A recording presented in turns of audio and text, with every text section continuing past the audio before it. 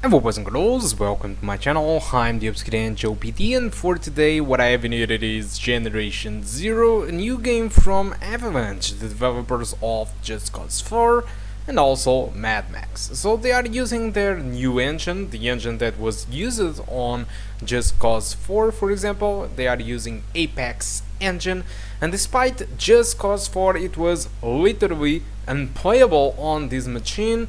The news is that we can actually play Generation Zero, although this game won't be for everyone, and yes, not all the people will enjoy this game, and unfortunately the scores around this game are not pretty. But let's start with the settings. So I'm running with native resolution on the screen, but I'm using dynamic resolution to 30 frames per second, which means that the game will do everything it can to maintain the frame rate above 30 frames per second by reducing the resolution. For the rest of the graphical settings I'm using the minimum possible.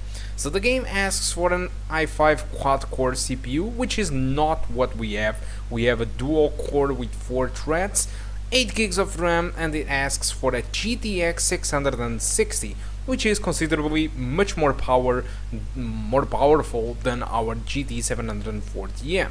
So the results were pretty good, in fact surprising. The average was 30 frames per second with a 1% wall of 26 and a maximum of 33 frames per second.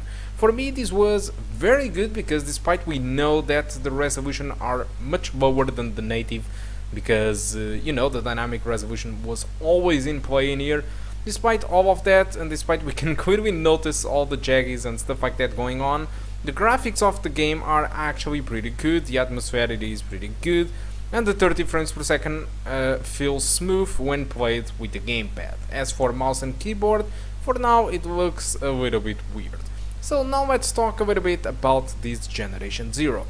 Like I said, it's not for everyone. Critics are not impressed with the game. Some of the critics are said that the idea it is here, the atmosphere it is great, but it feels somewhat like an early access title. So there is a lot of content that could be used in this game, and still the game feels, I don't know, it feels really dull. There is no stuff in here. Like they say, it's just looks like an early access. You just have this enormous map with the robots that sometimes they don't even work that well. The artificial intelligence, it looks weird at times.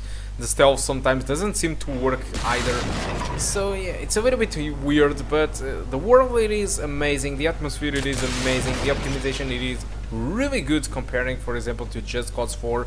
But you know, all the rest, I mean, even on the gamepad, the gameplay feels good at 30 frames per second, but all the rest, I don't know. The quest system, it is weird at best, and the world, it is enormous, but there is nothing really interesting to do in here, which is a little bit disappointing. So that's why I said that you should really play this game in cooperative, because it's the only way I can see where you can get fun with this game. Because if you are going to play this game in solo mode, I'm not really sure why you would do that, because it really feels like boring, and I don't really know. I imagine myself playing this game from beginning to the end in solo mode, but only if I had the time to do it and patience, and just playing from time to time. Because if I'm going to spend a lot of hours in a row in this game, I'm pretty sure I'm going to get bored, and I won't be picking up this game anytime soon if I do that. Because like I said, this is a cooperative game, and at least I do hope that if you want to get this game, you do get with a friend to play with. So talking about that, you can get this game from Steam for around $34.99. At least not all the things are bad. The price, it is good in my opinion for the launch price. And you can get it cheaper through Kinguin at around 27 euros by the time of the video. So it is a 7 euros discount. Buy whatever you want, or the shop that you want. But yeah, if you buy through Kinguin, you will be supporting the channel. But the discount is not big, so probably I should recommend you to buy through Steam, unless the discount through Kinguin gets much bigger in the future. But well, like I said, I'm a little bit disappointed with Generation Zero.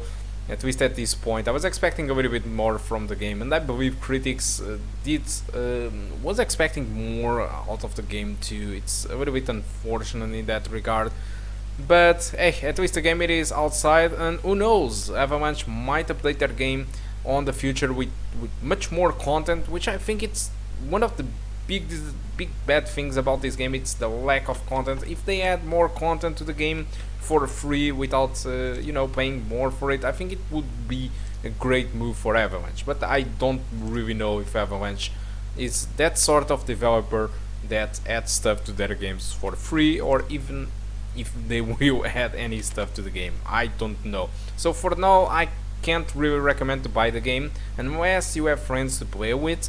The performance, it is fine. It is not about the performance, it's about the game itself. I really think that you should wait and see if they add more stuff to the game, and if you have plenty of friends to play with, because if you don't have friends to play with and if they don't add content to the game, I don't see a reason for you to play this.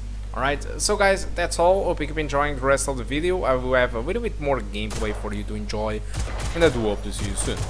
Goodbye.